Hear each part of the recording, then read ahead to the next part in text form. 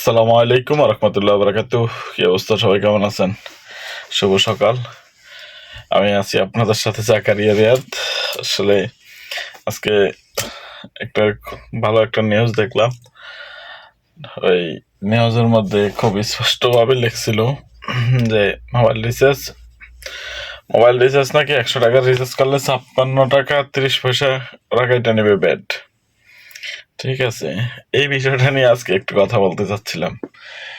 আসলে দেশে এবং প্রবাসে সবকিছুর দাম বাড়ে, বুঝছেন? দেশ এবং প্রবাসে সবকিছুর দাম বাড়ে, কিন্তু দাম বাড়ে না শ্রমিকের যে বেতন, শ্রমিকের যে স্যালারি, এই স্যালারি বাড়ে না। শ্রমিকের যে স্যালারি, এই স্যালারির উপরে যদি ট্যাক্স আসতো, তাহলে দেশের এবং বিদেশের সব শ্রমিক ভাইরা কিংবা কর্মজীবী ভাইরা সবাই সব ক্ষেত্রে ট্যাক্স দিত। যেমন প্রত্যেকটা লোক হয়তো এক মাসে হলো 100 টাকা রিচার্জ করা লাগে। 100 টাকা রিচার্জ যদি এক মাসের জন্য হলো করে, তাহলে সেখানে 56 টাকা 30 পয়সা যদি ব্যাড নিয়ে যায়, তাহলে আপনি হিসাব করেন ওর স্যালারি যদি তাকে মনে করেন 30,000 টাকা, ওইখান থেকে কিন্তু সে ভ্যাট দিতেছে। ঠিক আছে, এই 30,000 টাকা কিন্তু সে স্যালারিটা পাওয়ার পর কিন্তু একদম ক্যাশ করে রাখে না, সে নিশ্চয় খরচ করে বিভিন্ন কাজে।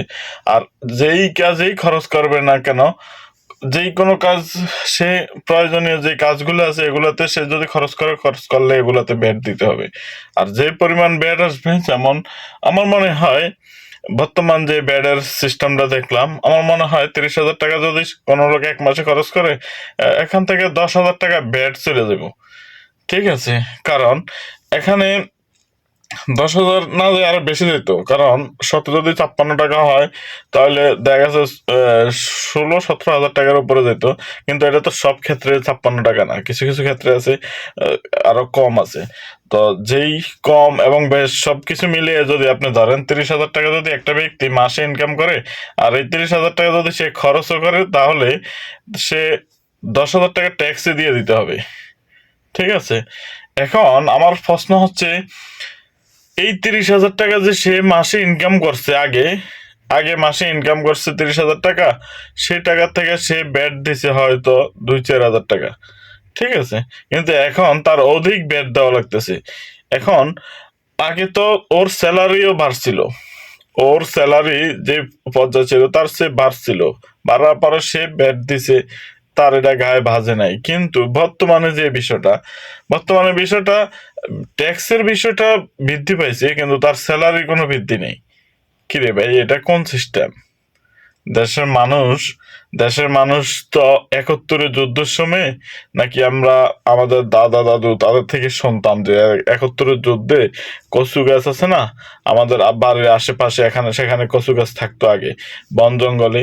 সেই কচুর একটা এই মুখী আছে, ওই কচুর মুখী খেয়েও নাকি জীবন ধারণ করছে। ঠিক আছে, তো বর্তমানে যে জিনিসটা আমরা দেখতে পাচ্তেছি, আমার মনে হয় না যে কচুর মুখী খেয়েও মানুষ জীবন ধারণ করতে পারবে, কারণ কচুর মুখী তো এখন নাই। ঠিক আছে, কচুর মুখী এখন নাই। তাহলে যদি কচুরমুখী থাকতো, তাহলে হয়তো মানুষ একটু 71-এর মতো জীবন ধারণ করতে পারতো। তো আমি এই কারণে আজকের এই ভিডিওটা, যে এই তো ট্যাক্স মানুষ কিভাবে পরিশোধ করবে? মানুষের রুজি রোজগারের অবস্থা দেখলেই তো চোখে পানি চলে আসে, আবার ট্যাক্স তার উপরে। একটা জিনিস কি জানেন, ওই যে মানুষ বলে না যে মরার উপরে একটা হারা দেওয়া।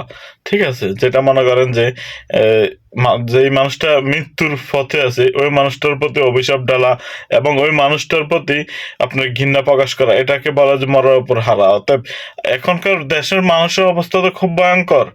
দেশের মানুষের অবস্থা খুব ভয়ঙ্কর। মানুষ অভাব অনটন যা কিছু ভোগ করতেছে, তার মধ্যে আবার 100 টাকা মোবাইল রিচার্জ করলে 56 টাকা ব্যাট কেটে নেবে। দুঃখজনক ব্যাপারটা।